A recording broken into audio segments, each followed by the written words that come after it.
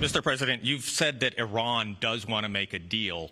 Now, into the third week of this bombing campaign, what would that deal look like? They want to make a deal. They're talking to our people. I don't know if they're ready yet. They're taking a pounding.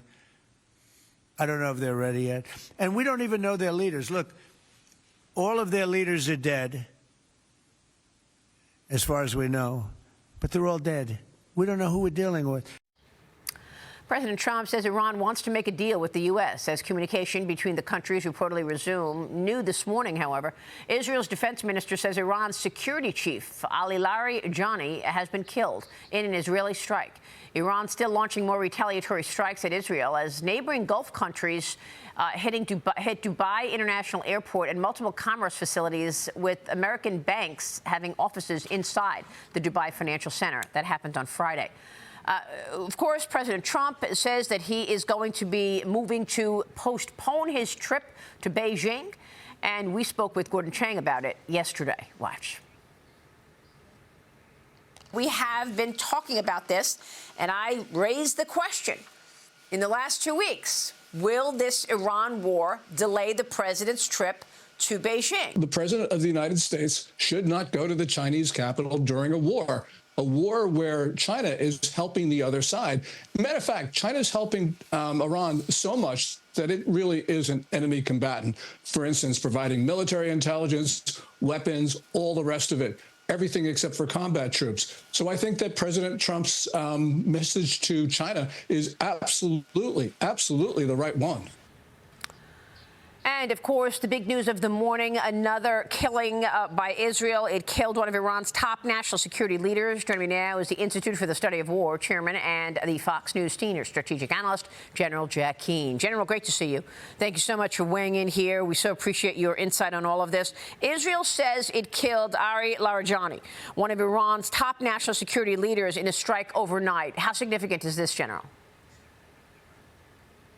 Yeah, this is really quite significant. Larijani, not well known, has been running the country for the last 18 months, day in and day out. He has subsumed the power of the presidency. When the supreme leader, the Ayatollah, was alive, he designated him to run the country on an interim basis if he indeed was killed or died. So Larijani has been running that country for 18 months, and certainly he's been running it for sure since the Ayatollah died, despite the fact that his son has been appointed Mujab, as his successor. So this is the most significant leadership impact of the war since the Ayatollah was killed on day one of the war. It is a huge deal here. And from what I understand, other leaders were also killed. The Bazi militia leader and many of his cohorts. This is the part of the regime that suppresses the people.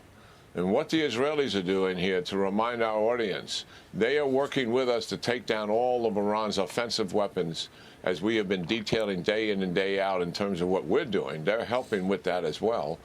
But they're also taking down the organizations that sustain the regime. The IRGC, its leadership, the Bazi militia, the law enforcement command, and the police infrastructure. This is tough work, because once you bomb a headquarters, everybody flees from headquarters. And just as an example, the IRGC, it's such an expansive organization. It's their #1 organization that sustains the regime in power. They've taken out all of their headquarters, certainly in Tehran, but they're at 32 other locations throughout the country. So this is very hard work, and that is why this is not going to be over in the next few days.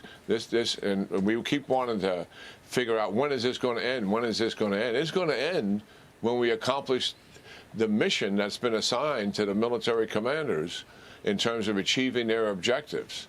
And it's condition-based. And I think we have to exercise some patience here. As to negotiations, if we're talking to the Iranians, I think we should be talking about one thing and one thing only, and that is their surrender. What they want to do is talk to us about a deal over the Straits of Hormuz, because they're the pressure point of oil prices. And what will those negotiations result in?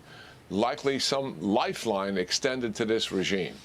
that'll be a mistake. We're in the red zone, to use a football analogy. We're on a 20-yard line about to score a goal here, and Iran will pull out all it can to try to survive.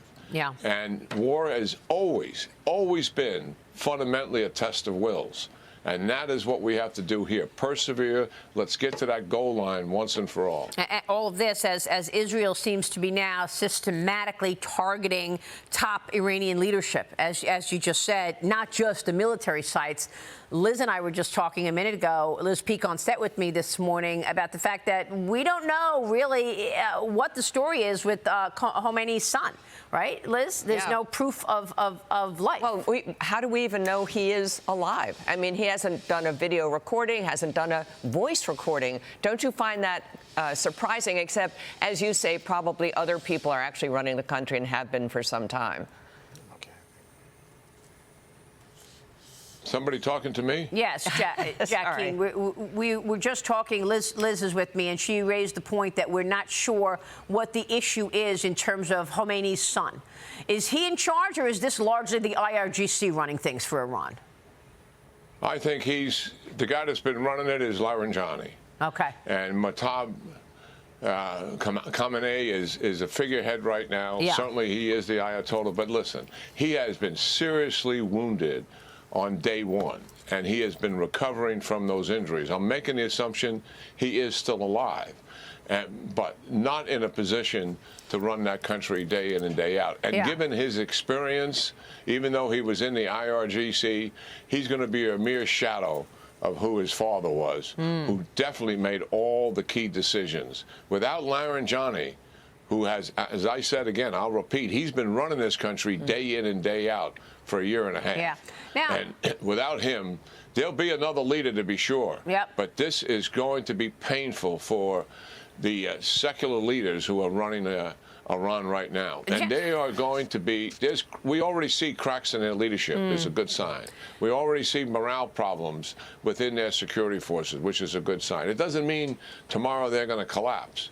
But certainly they have major, major problems, which we want them to have. How do you feel about the administration talking about Cuba in all of this? I mean, I've been somewhat unnerved thinking about another conflict like in our faces while we're in the middle of this Iran conflict. I mean, Cuba's economic czar reportedly saying that the country is open to economic relationships with American companies this week. As Cuban nationals living in the U.S., Havana is currently facing major blackouts due to this deepening economic crisis there. And the president says taking Cuba is on the table right now. Watch this. I can tell you that they're talking to us. It's a failed nation. They have no money. They have no oil. They have no nothing. They have nice land. They have nice landscape. I know so many people from Cuba that were treated terribly. But I think Cuba's seen the end. You know, all my life I've been hearing about the United States and Cuba. When will the United States do it? I do believe I'll be having the honor of taking Cuba. That'd be good. That's a big honor. Taking Cuba. I mean, whether I free it, take it, I think I can do anything I want with it. I mean, is this something that we should be doing now, General? I think we can easily do more than one thing. Okay. This is the United States of America, and we have diplomats that are experts in Latin America and also fundamentally experts dealing with Cuba, and they can certainly work this lane and keep the president informed. We take advantage of the reality that Cuba is near economic collapse ever since we shut down any assistance from Venezuela, particularly their oil. And as a result of that, we can bend this regime to our will in a way that we've never been able to do since Batista was deposed by Castro. You know, they've been giving us the finger for decades and imposing their will on our people. We can change their behavior fundamentally. Great. General, always a pleasure. Thanks very much for your insights, as always, sir. Thank you. Yeah, great talking to you, Maria. Thank you. Always. Thank you, General. General Jack Keane. We'll be right back. Stay with us.